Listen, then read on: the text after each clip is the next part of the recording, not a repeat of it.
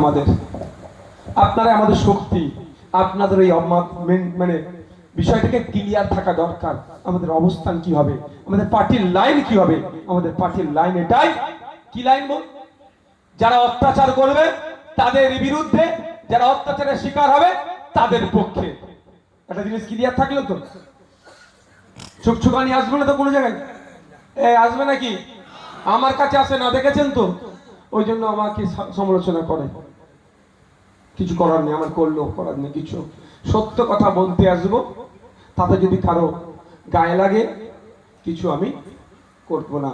কারণ এটুকু জানি, আমাকে, আমি যে বিধায়ক হিসাবে আমি যে সম্মানটা পাচ্ছি, কারো চটি দেখিয়ে পাইনি, ভাঙড়ের মানুষের ভোট দুয়া আশীর্বাদ নিয়ে পেয়েছি। এখানে আমাদের ভাঙড়ের সাংবাদিক একজন এসে উপস্থিত হয়েছে, ওনাদের দুয়া আশীর্বাদ ভোট নিয়ে হয়েছে। উনি না ভোট দিলেও আমি ওনার বিধায়ক। ওনার কোনো সমস্যা হলে আমার দায়িত্ব হচ্ছে ওনাকে পূরণ করে দেওয়া, এটা আমার ডিউটি। ওনার ইচ্ছা উনি দেবেন না দেবেন, ভোট দিয়েছেন কি আমি জানারও প্রয়োজন নেই, আমাদের পার্টির একটা ক্লিয়ার। তো আমি আপনাদের আমার জায়গায় ফিরে আসি। পার্টিটাকে আমাদেরকে, আপনার বাড়ির শিশুকে যেমন আপনি যত্ন করে বড় করছেন, সেটাকেও আজ থেকে আপনাদের মাথায় ঢুকিয়ে নিতে হবে।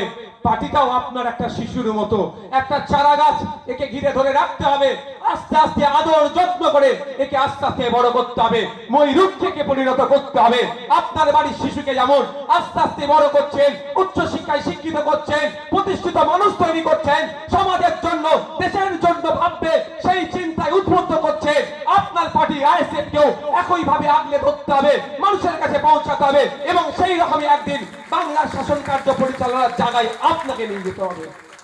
আপনাকে, আমি একা পারবো না, বিশ্বজিৎ একা পারবে না, এনারা একা পারবেন না। এদের দ্বারা আপনারা যদি না সাথ দেন,